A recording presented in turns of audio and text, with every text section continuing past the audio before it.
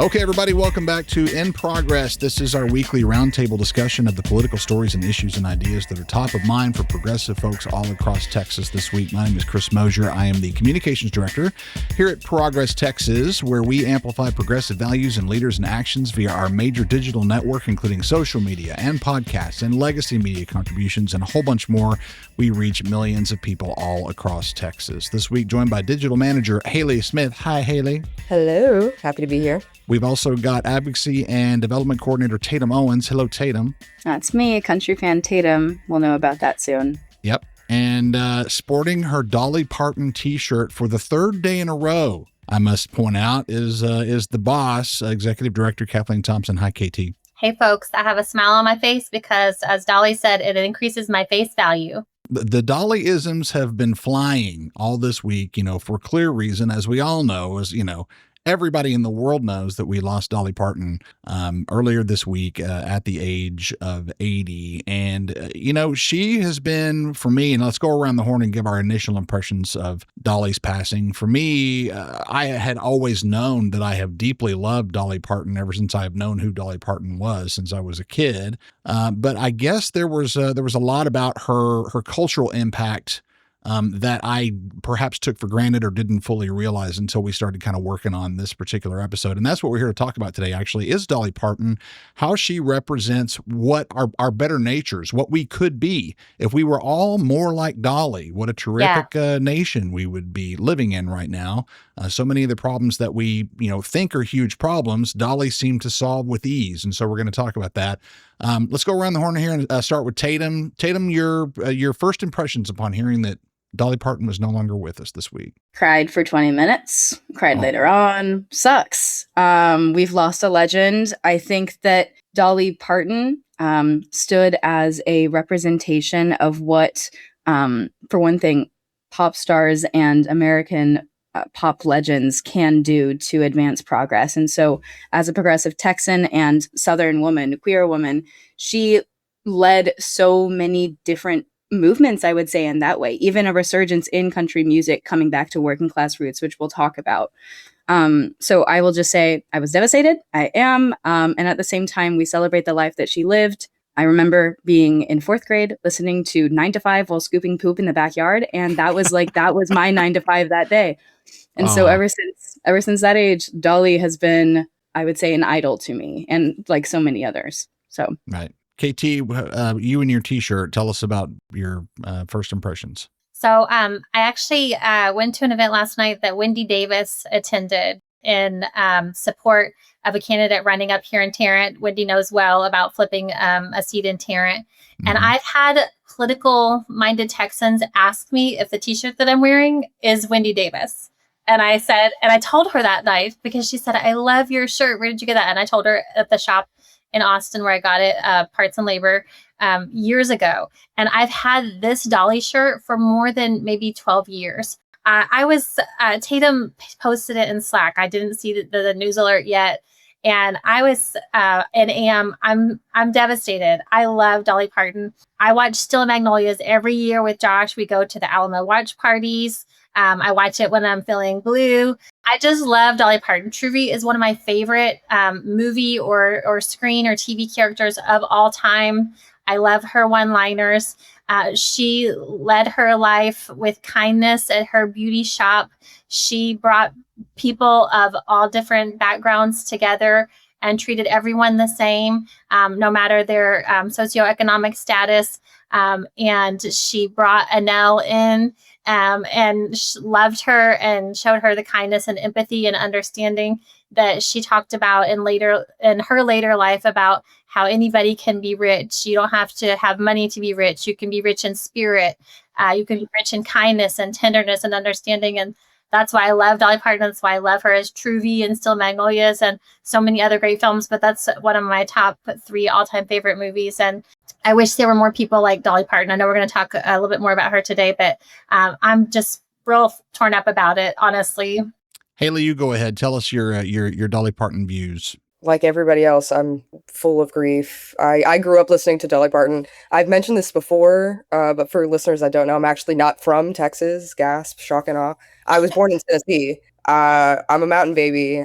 From the Appalachian Mountains, and Dolly Parton is obviously huge over there. I've never been to Dollywood. I've always wanted to go. No, it's gorgeous over there. I've been like to where Dollywood is. I've just never actually been to Dollywood. I need to make my pilgrimage now that she's no longer with us. But yeah, I so much grief, and my first initial reaction was just, it's not fair. It's not fair. There are so many 80-year-olds that could have gone before Dolly, and if many of you don't know, Tim Curry also passed this week. So Yes.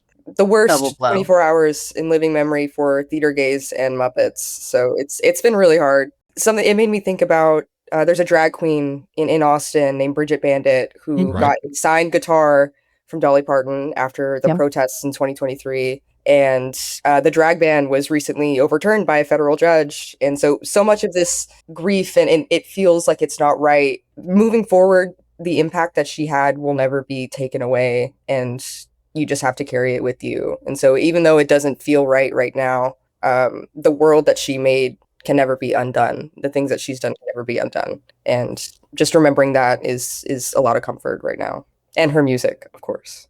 It's wild that, a person who has that kind of an impact, once we, lose them physically, they almost transcend. They almost become now a true legend for all time. I've said many times, Dolly Parton will never really die. Dolly Parton's impact on the world has been so tremendous.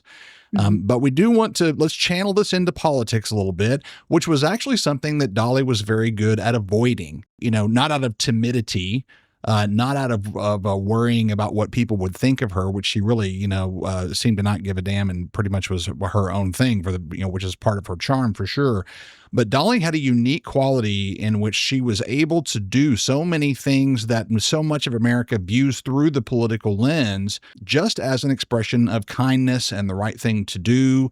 She was just very, very good at transcending, once again, the political tripping points that seem to grab so many other artists and so many other people in general.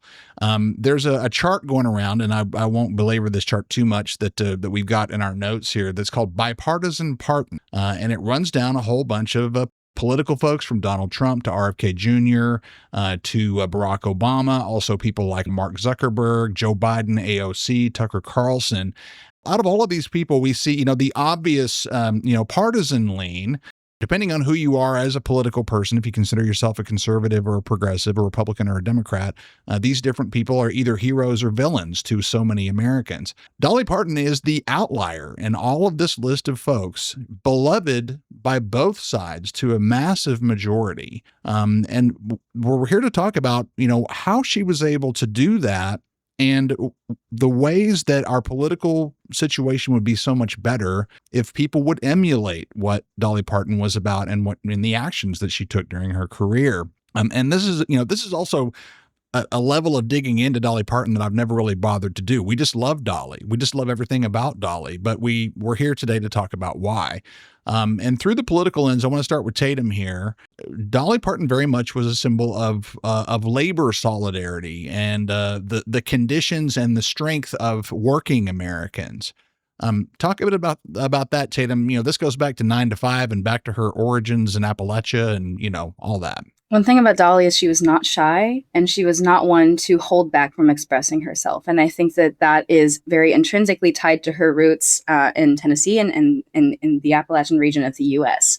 This is a region that is deeply entrenched in U.S. labor history and working class culture as it was shared with the rest of the U.S. We had one of the largest labor uprisings in U.S. history in the place that she was birthed from. And so, of course, that came through in her music and songs like 9 to 5 and Coat of Many Colors, where she talks about the impoverished roots that she started with, and how at the same time, this wasn't something that was a strike against her, but part of her identity, and why she believed in sharing kindness and acceptance as values outward. How that relates to country music is what I wanted to talk about, because in the last 20 years post 9/11, we saw this major shift towards nationalistic, conservative, and I would say very corporate country music. You had Toby Keith as one of the main guys, and Jason Aldean putting out that song in backlash to the Black Lives Matter movement. Very different from Dolly Parton's style of country music, talking about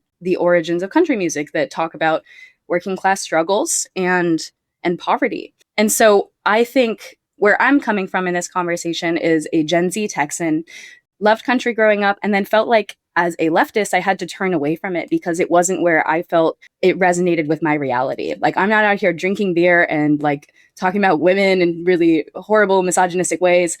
But Dolly Parton was this icon in country music and traditional country that was emulated later on, that a lot of people of my age started to point back to and say, wait, maybe there's something here in this genre that is available to me. And you've seen so many other artists come up in the last, I would say, 5 to 10 years, like Sierra Farrell, also from Tennessee, Casey Musgraves talking about queer identities in country music, Tyler Childers, folk and Americana. And so she provided room for the state of country music today. At the same time, you also have Ella Langley, who Greg Abbott cannot spell. We'll talk about that soon. Who is more of a conservative kind of thing and top charting. She's about to break the record of Old Town Road by Lil Nas X. So it's interesting to see the road that Dolly paved in terms of what country music is allowed to represent in terms of American identity.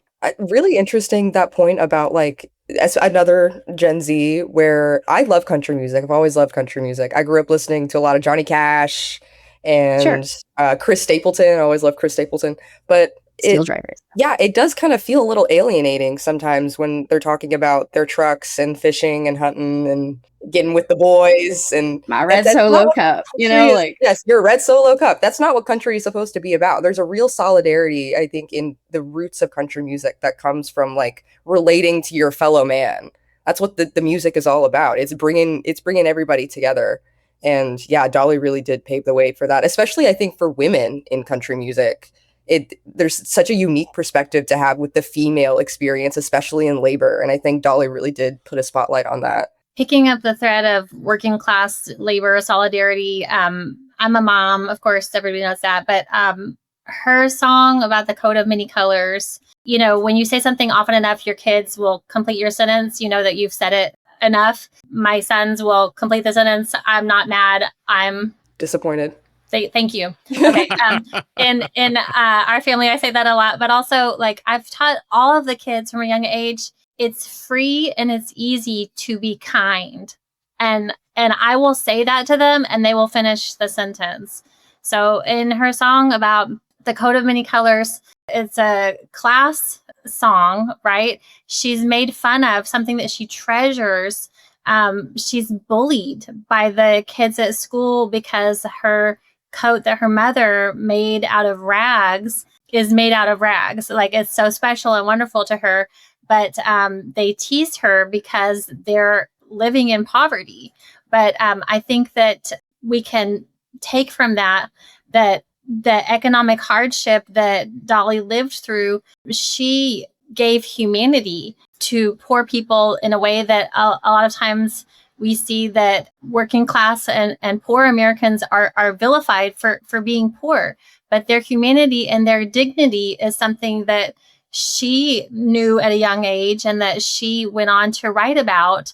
And that tells me as a young mom, and then as a more mature, seasoned mother now, that starting so early to teach our children about how easy and free that it is to be kind is something that really connects to my mother's heart about the way that we can all treat each other. And what an example. That's one of her most known songs, and for good reason. Absolutely. And going back to, the 9 to 5 came out in 1985. This is when I was about 13 years old, 14 years old. And I think that, women in the workplace was becoming a little bit more common by that time. The women's lib movement, as they used to refer to it, was definitely well underway by that time. But you really didn't see a whole lot of examples of women really exerting power in the workplace, especially in a situation where they were being disempowered by a superior man, typically. And I encourage everybody to go back and look up on YouTube the scene where Dolly lets Dabney Coleman, who plays her boss, have it in his office. Is a terrific, terrific scene. I haven't seen that movie in a long, long time, but I want to get back to it for sure. Absolutely. In terms of working class folks, especially working class women, completely iconic. On the progressive side, we worry about the means in which our political opponents have sort of trained working class people to look for someone to blame for their plight. And as Kathleen talks about with Code of Many Colors, as we see in 9 to 5, Dolly was a great example of empowerment, and that the struggle is part of the situation. Dolly absolutely transcended that. I also want to go back to what Tatum was talking about a second ago. With country music, I've worked in radio for my entire adult life, and a lot of that work was done with what they call Texas red dirt music, which are the people like Pat Green and Corey Morrow and Kevin Fowler and Reckless Kelly and artists like that. And in my experience with those people, there's definitely that political divide. There's some, of the artists who are a little bit more liberal. There's some that are a little more conservative. But there is absolutely a reluctance, certainly on the part of the more liberal artists, sometimes to express themselves in such a way because they're afraid of what might happen to them in their careers, especially, people who are, if you're at that statewide level, that Texas level, you haven't made it up to a Casey Musgraves, Miranda Lambert sort of level yet, where you kind of have a little bit of power to throw around. You're very much more kind of subject to the whims of the audience. And so a lot of those artists are very reluctant to express themselves in that way. You have the very real example of how the Chicks, dominant women in the country music space, got censored and blackballed for a decade and a half, I think that is even more of a testament to Dolly's not just staying power, but the freedom that she provided other women in the country music space to express themselves. And then beyond that, also, we'll talk more about what she's done for the queer community and especially like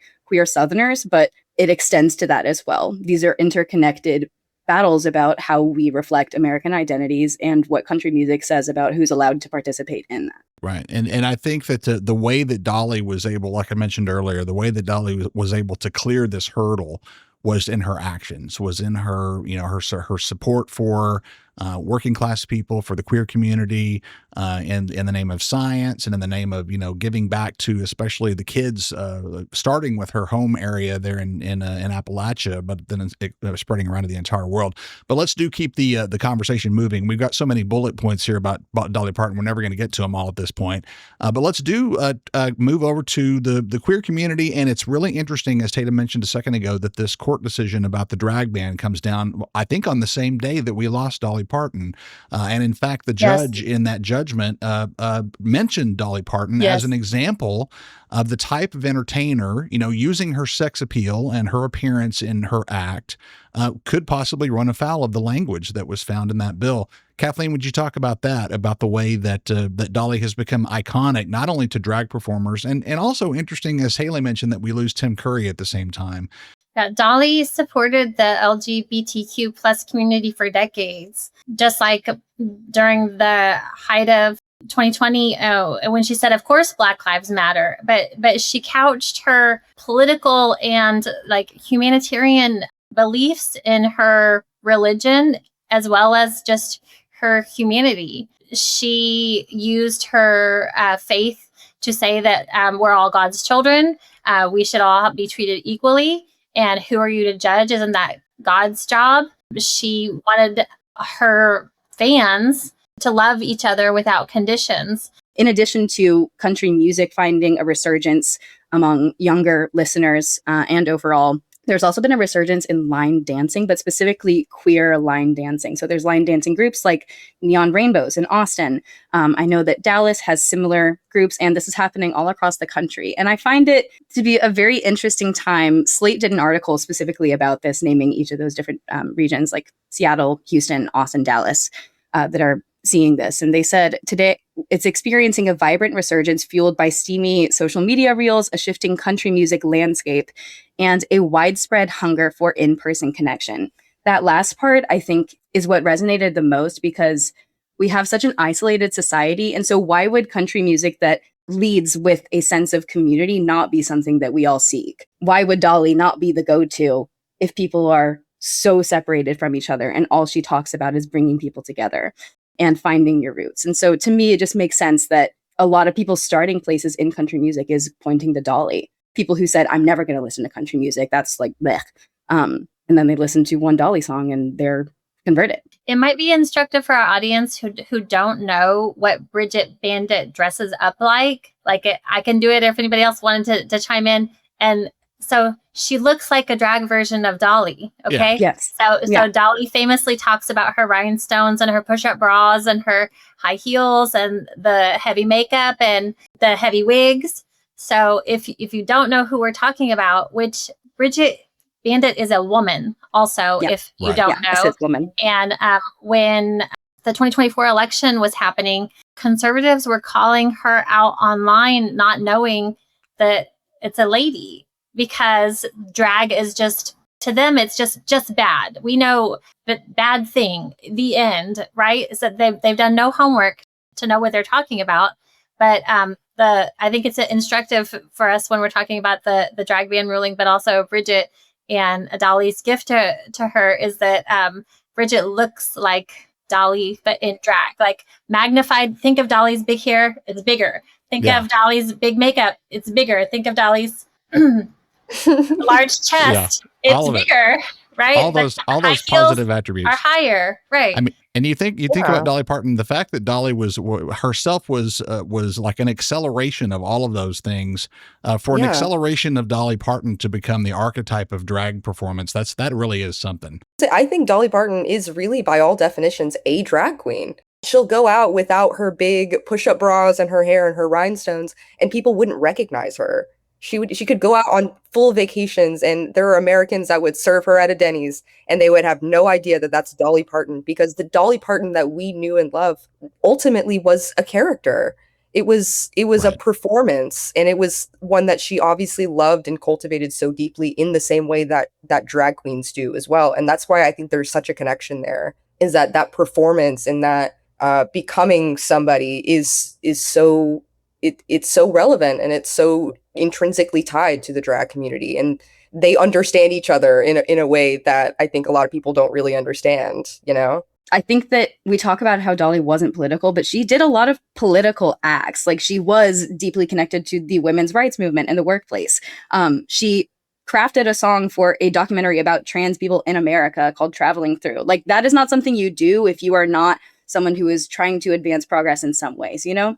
And I think that plus that, and the way that she opened up routes for people to express themselves so much more freely, allows for so many queer people to exist in the country music scene today, like Orville Peck, Brandy Carlisle, Amethyst Kia, Willie Carlisle.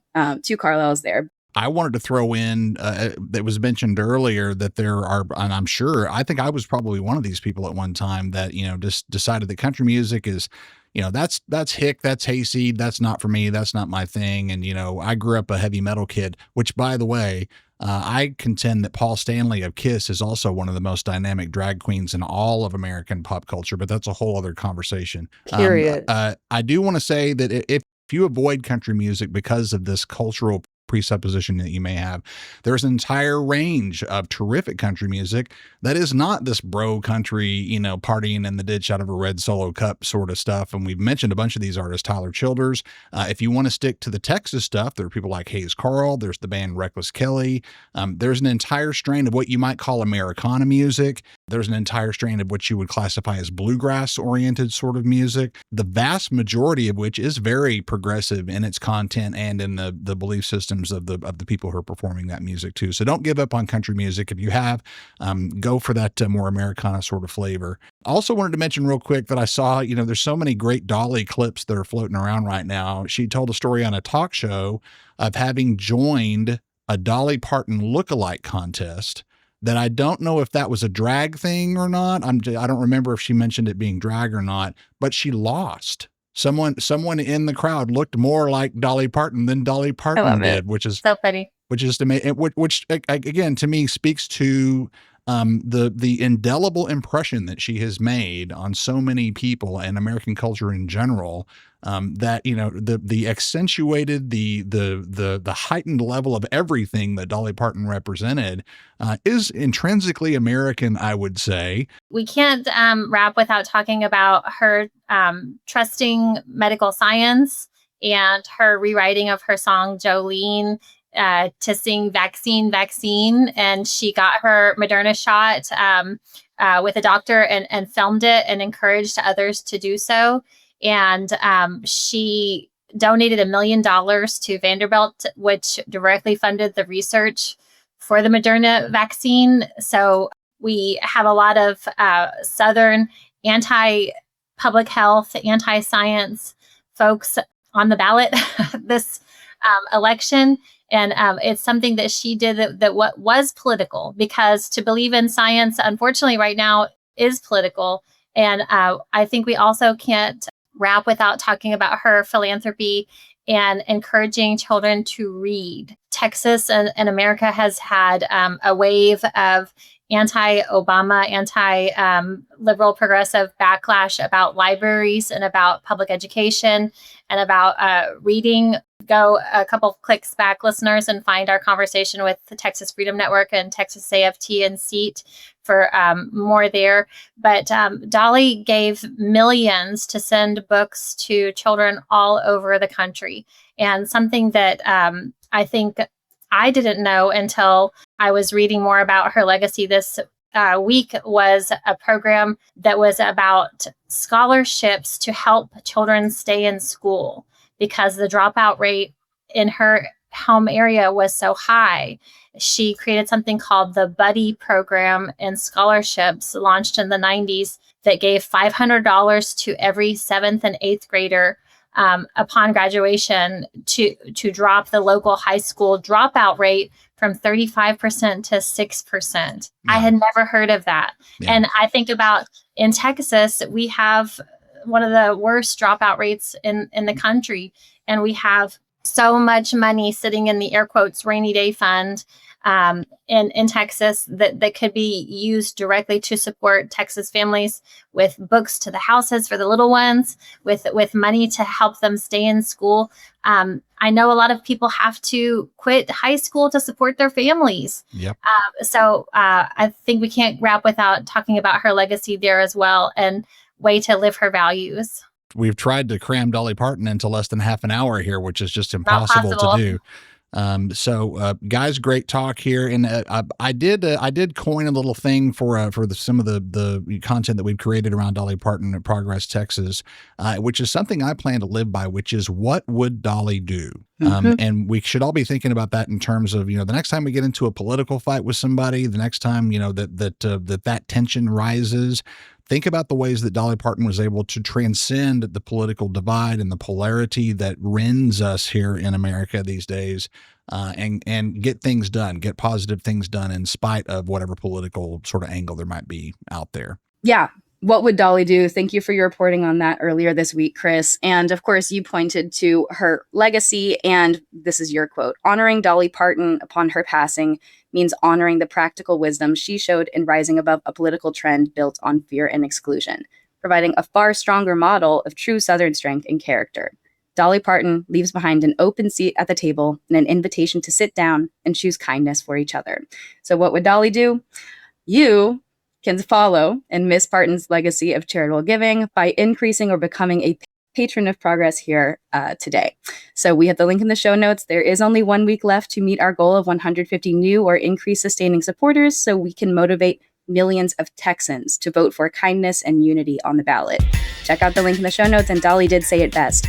The way I see it, if you want the rainbow, you got to put up with the rain. Texans are more than ready for our rainbow and your boosted support of independent, no paywall, progressive media, helping us get there in November. Laughter through tears is my favorite emotion. Oh, I promised myself I wasn't going to cry during this thing, and I'm right on the edge here. So let me get this finished up here. Progress Texas amplifies progressive values, leaders, and actions. While campaigns come and go, we're the permanent home for progressive media and action in the Lone Star State. For Haley and Kathleen and Tatum, I'm Chris Mosier. Thanks so much for listening. Whether you're hearing us on public radio across Texas or on the podcast feed, more information about what we do at Progress Texas you can find clearly at progresstexas.org.